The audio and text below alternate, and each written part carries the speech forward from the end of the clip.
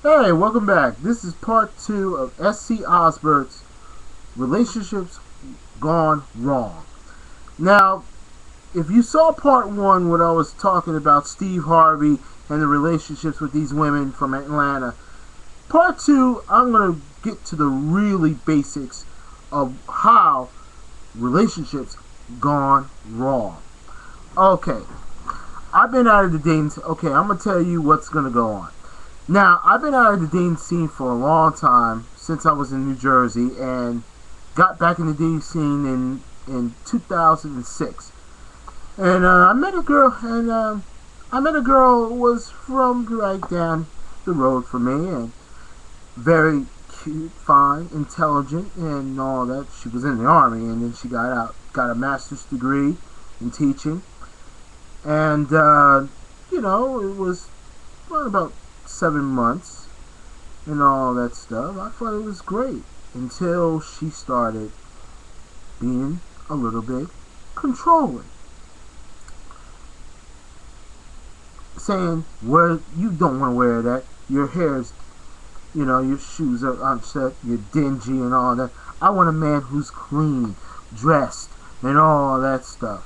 And I said, I want to wear what I want to wear. It's free spirit. I can wear what I want to wear. But she didn't like that. We always had arguments. We always had these things. But she was bossy. Okay? Totally bossy. And, it's crazy around here if you date somebody who has a background from a long time, and a lot of things is going on, and so things always happen in a lot of stuff when you have a single mother in your life. And then I used to hate her. She broke it up, talking about I stressed her out, but we were both stressed out. And you gotta straight up, you can be friends with her. I became friends with her. We're tight. We okay. No relationship. Just friends. Now, this is back now.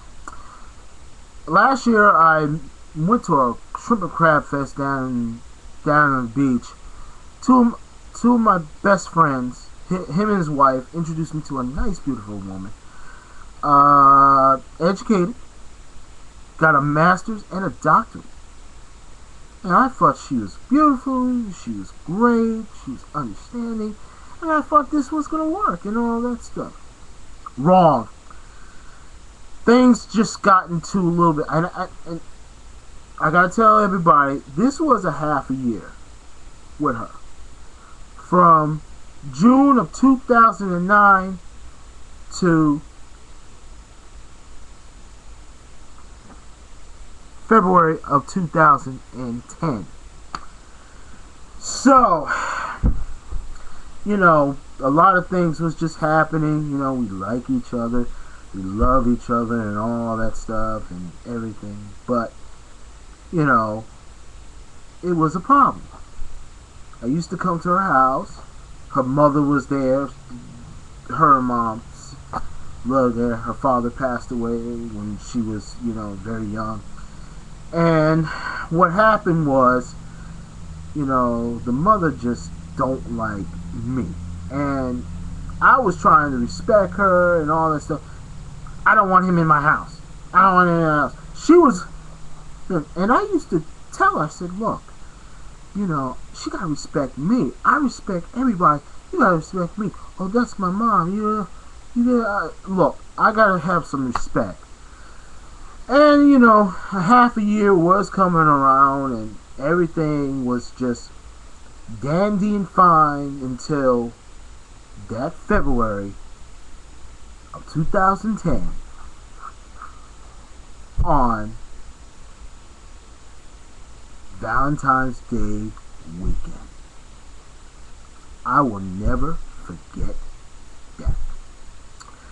I work for the Public Works of Florence, South Carolina. We had a major snowstorm. and they put all the public works across the state and the DOT, the Department of Transportation, on standby. The snow came. We were supposed to go on that Saturday down to the beach for a romantic weekend. This is what happened. This is totally what happened. We went on down there. I had to stay after because, you know, it was bad. The snow was coming down. So I called her and I told her, look, let's cancel and let's go a later date. She agreed to it. Now, it was clear, it was a little bit, you know, slushy and all that stuff, because I used to live in New Jersey and it was all that. But I got home around about 10:30 to 11 o'clock and I was dead tired. What happened? She calls me up, tells me, oh, the roads are clear, let's go. And I'm like, look, I'm tired. I told you we can do it on a later date. Oh no, no, oh no. I want to go now. I want to go now. I said, look. You said to go on a later date. Let's do it on a later date. I don't want to argue. I'm dead tired. Well, I could drive. You just sleep. No, I said, and you know, my cousins and my family said, you know, I should have put my foot down hard. I put my foot down soft. But I told her no. Oh, she got into an argument with me. She was like, you're a coward. You don't want to see me. You don't want to do that. I said, I don't want to hear it from you. Okay? I don't want to hear it from you. You don't run me. You don't try to owe me. And I think you're selfish and you picky. And I hang up the phone. You see, she was trying to call me and tell me, oh, I'm sorry and everything and all that stuff. But I got to tell you one reason. To all you men and women out there, any color if you want, no man or no woman, they cannot run you. Men, don't let your woman try to run you. Women, don't let your man try to run you. That's where relationships crumble. You see, you look at the simple reason why you see so many African American men and African American women always have major fights. Now, you see how the single black woman is trying to run the castle, but she can't. What she's doing, she's pushing the black brother out of the way. The same thing with the man.